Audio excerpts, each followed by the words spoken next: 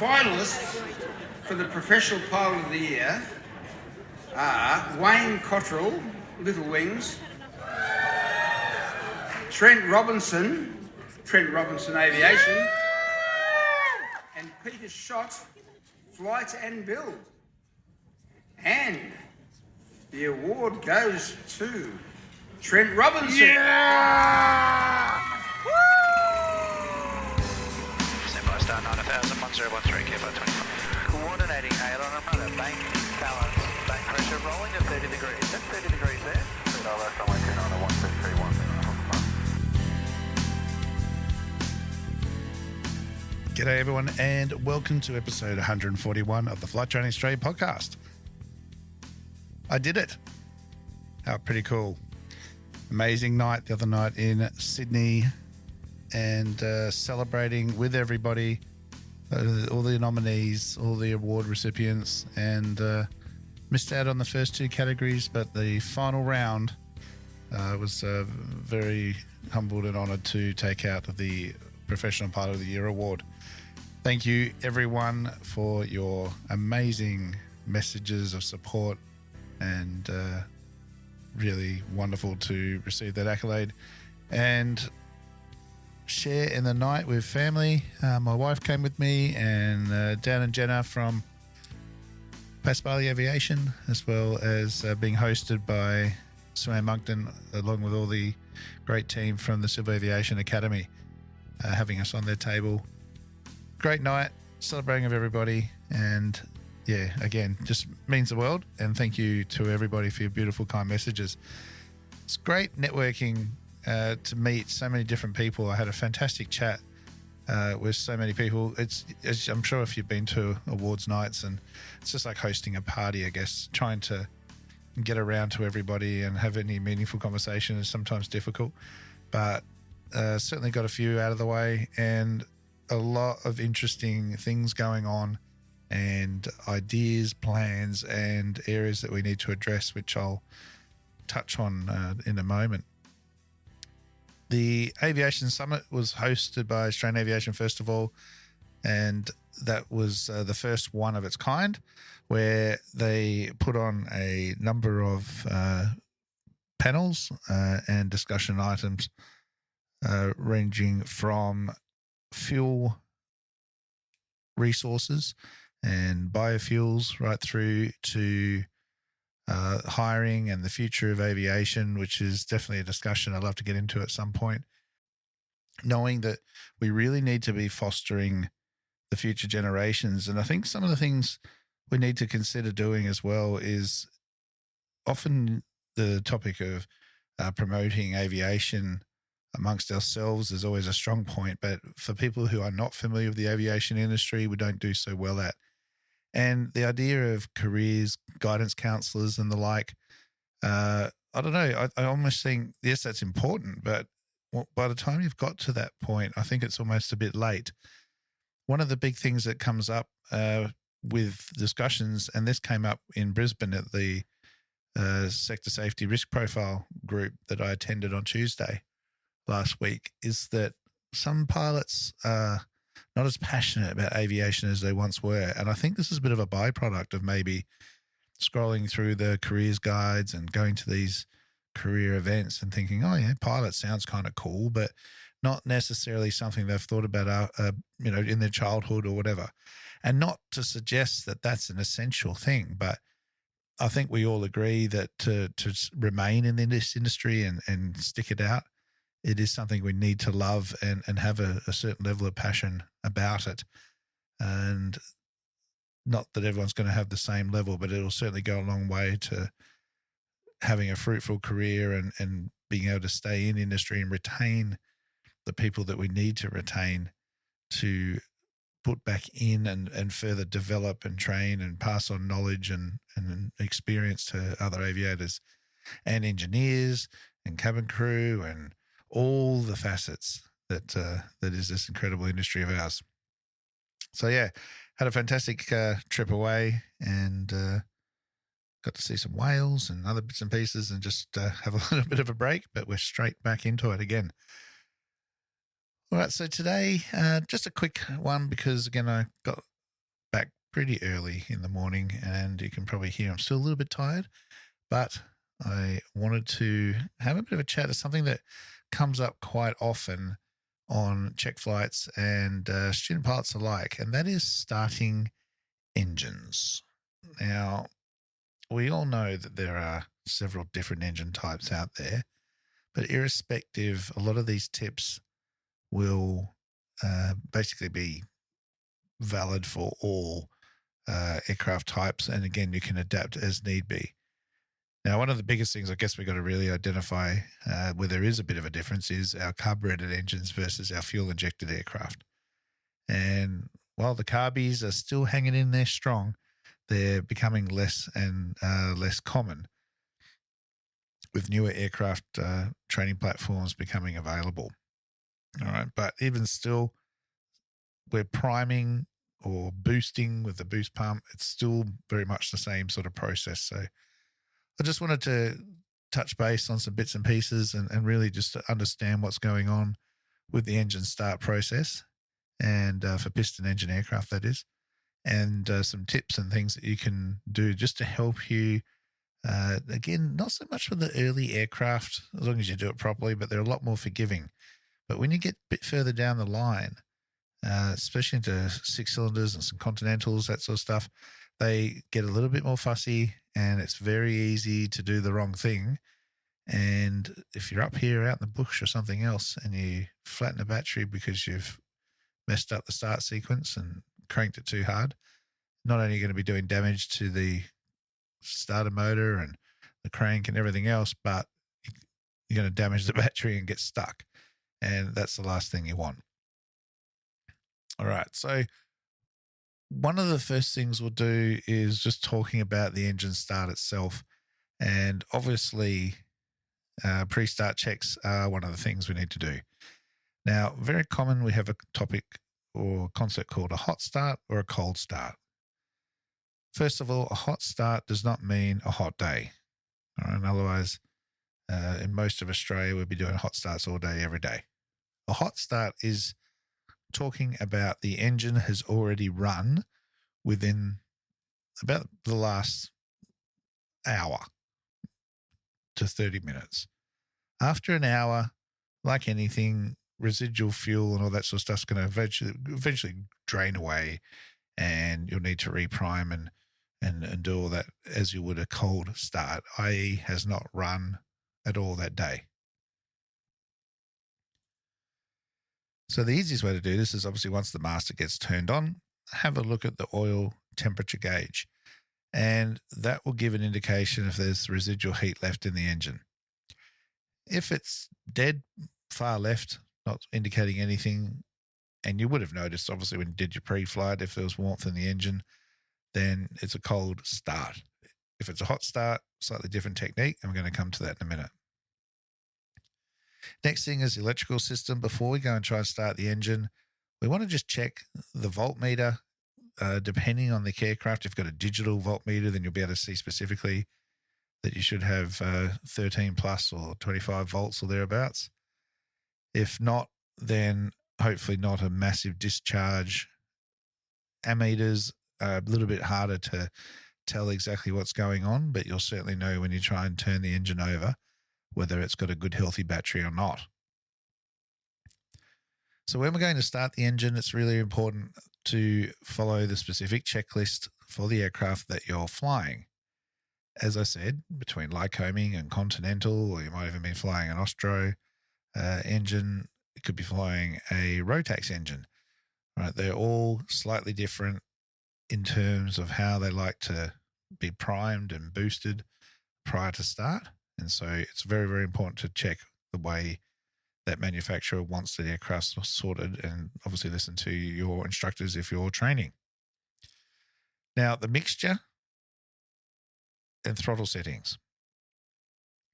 So if it is a carbureted engine, you're typically always going to start mixture rich. Some fuel injected aircraft will be idle cutoff, like the new Cessna model aircraft and the like, but others like Continental engines will typically be mixture rich when they start, irrespective of it being fuel injected or not. So again, consult your manufacturer guidelines.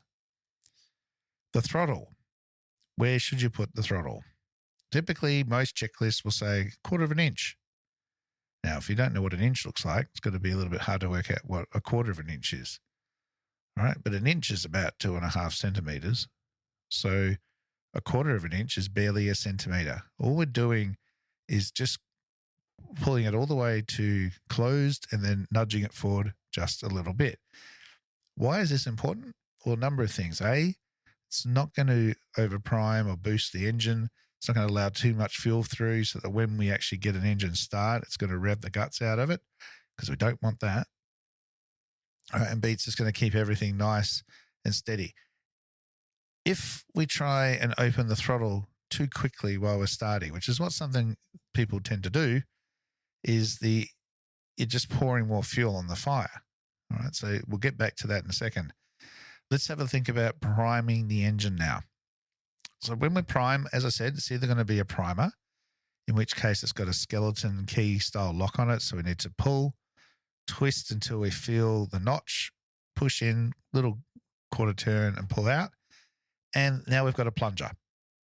So what we do is withdraw the primer, allow it to fill up, and you'll hear it filling up, and then plunge it in. So it's just like a syringe. It takes time to fill up. So don't just pump in and out, because you're hardly going to be squirting in anything. So it needs to be 2 to 3 full primes generally. And then once that's done, push and twist and then pull again to make sure it's locked and it doesn't open up. If it does, it's basically going to try and flood the engine, and the engine's not going to be very happy. So it is important that that is locked properly. I remember a few times in 152s back in the day having real rough running with a student hadn't quite locked off the primer properly, or thought they had. And yeah, just being out just a little bit was causing trouble. Boost pumps, on the other hand, are typically going to be linked to a fuel flow meter or something like that, usually digital, or a needle that indicates fuel flow. And this is great. What a lot of people do, though, is just go and push the fuel boost and it goes ring, and then that's it. And they think it's primed. You must look at the fuel flow. You'll find in the checklist it will say that it should be a certain flow, liters per hour, pounds, some sort of pressure reading, right? If you don't get that, well, essentially what it means is fuel is not going into the engine. And this is very classic of starting an aeroplane in mixture idle cutoff, hitting the fuel boost, but of course fuel can't get through. So you'll hear the pump, but nothing actually happened. And the aeroplane will try and tell you this when you go to crank. All right, so then the engine. Remember, when you're turning the key, it's no different to starting a car. You turn the key to start, the engine starts, and then you let go of the key. Aeroplane engine's just the same. So we don't want to be hanging on to the key too long once the engine started. And this is where a bit of experience comes in, that we actually need to listen to the engine. It's going to sound like a bit of a new age kind of way. You need to listen to the engine. It's trying to tell you what it needs, but it's true. You will hear the engine trying to tell you that I've got too much fuel, I'm not enough fuel, and I'm not happy here. And you need to listen to those cues. So when we turn the key on and hold it in the start position until the engine starts. If we've primed everything properly and we set the throttle, it should start after a couple of cranks. Once that happens, let go of the key, everything should run. Now, what tends to happen is people expect it to start straight away. Now, you might have a real fancy car, so you go vroom, and off it goes. Otherwise, if you're used to cranking, then you're probably going to be a little bit more patient. And that's what the aeroplane needs sometimes. If we prime, sometimes it will just be a little bit too much. So if we use the boost pump, it's all about cross-checking that fuel flow. Now, if the aeroplane doesn't have enough fuel, it will just crank and crank and crank. That's your cue to stop and let go of the key. So remember, an aeroplane would typically start within about 3 turns of the propeller, generally speaking. All right. If we've over-primed it, then it's going to tell you another way. It's going to sound like it wants to start, but it'll generally sound like it's got too much fuel, or you probably have a suspicion that you've already over-boosted or primed the engine. And so it's starting to make a starting kind of noise, but it's just got too much fuel. So remember, what we need is the right fuel to air ratio for it to get a good clean burn. And when this happens, what people tend to do is start pushing the throttle in, which of course just opens up the fuel flow and adds more fuel to the fire. And you remember me saying this before, that if you get a match and a bucket of fuel and pour it on top of the match, it's just going to put out the match. It's not going to typically explode. It needs vapor for that sort of thing to ignite. And this is what's happening in the engine as well. If it's just too much fuel going in, it's not going to get a good clean burn. It's not going to be able to start. So keep the throttle where it is, be patient, and allow the engine to push through the fuel until it gets it to the right ratio, and then you'll get a start. And then next time, don't boost or prime quite so much. Again, we can learn from our aircraft. And this will change from time throughout the year. Colder weather to warmer weather, it will want more or less fuel. All right, so make sure we do that. When we are with the starter motor as well, if we're in a situation where we're really having trouble, we might have vapor locking and these sort of things. So we need to put the fuel boost on and prime and purge, try and clear that blockage. And generally speaking, you'll get it going. If after 2-3 goes, it's not working, generally it's good to just stop. I've seen aeroplanes where fuel is just pouring out of the engine underneath because it's been primed and primed and primed. And the poor thing is trying to tell the pilot, stop putting fuel in me. I've got enough. I just need to spit it out. All right. But then we're running the risk of burning out and overheating the starter motor. So generally speaking, it's a good thing to just let it go. And then it might be time to try an alternative technique. Now, if you have overprimed it, all you can really do at that point is walk away, go have a coffee for a bit, or try a flooded start, which will generally be mixture idle cutoff and throttle full open.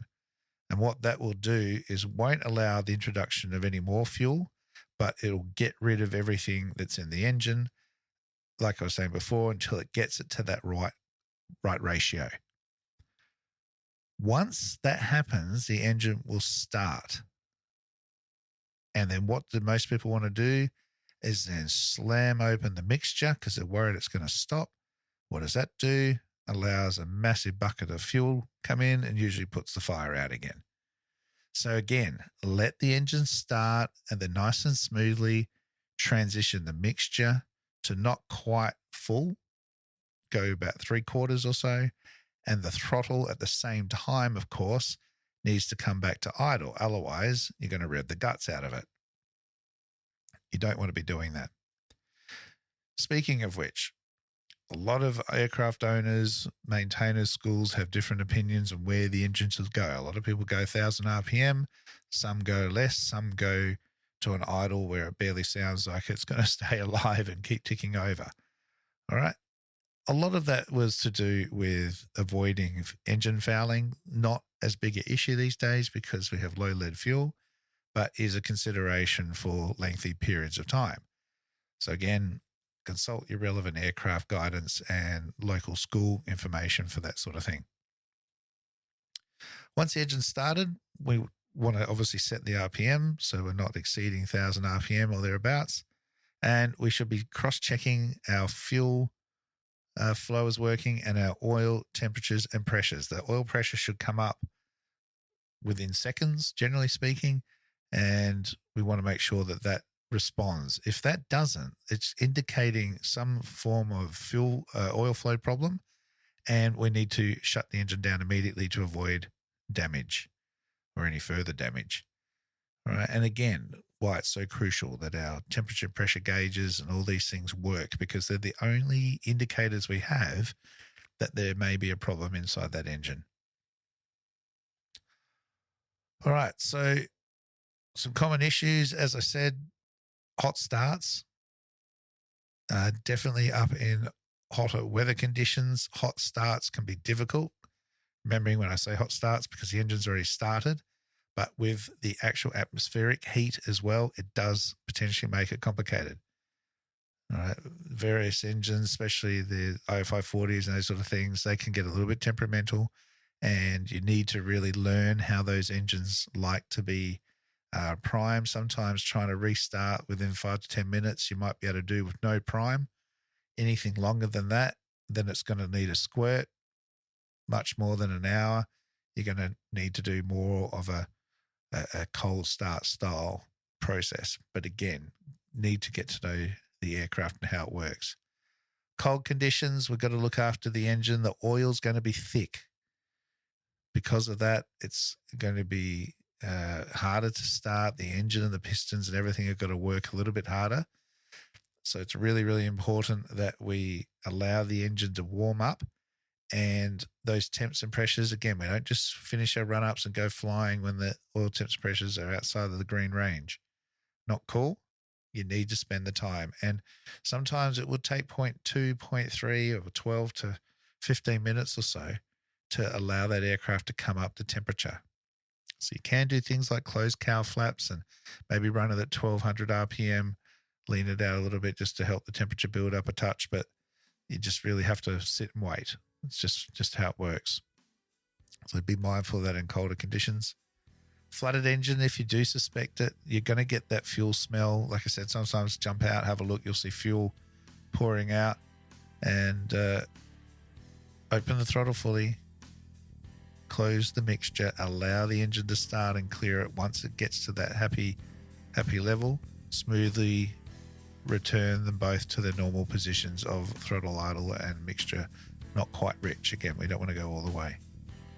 And do please look after your starter motors. Be mindful of the limitations, 2 or 3 start attempts, and then give it some time, several minutes to cool down and just have a think about what you're doing, because whatever it is clearly not working. All right, guys, that is it. Thank you for joining me today. Again, another big week ahead for myself and everybody else. We've got the RAAA conference here in Darwin, so I've been invited along to that. Looking forward to seeing what that's all about, and hopefully have a few things to report on that next week. And otherwise, flying like normal. The temperature is changing up here a little bit. Definitely some heat and humidity in the air. Even coming back from Sydney the other night, quite a bit of cloud on the way in. No rain or anything like that just yet, but things are definitely on the turn, transitioning towards some build-up. Hopefully have an update on some wet season stuff next week as well, so keep an ear out for that. In the meantime, please be safe, fly well, and remember the golden rule: aviate, navigate, communicate. Cheers, everyone.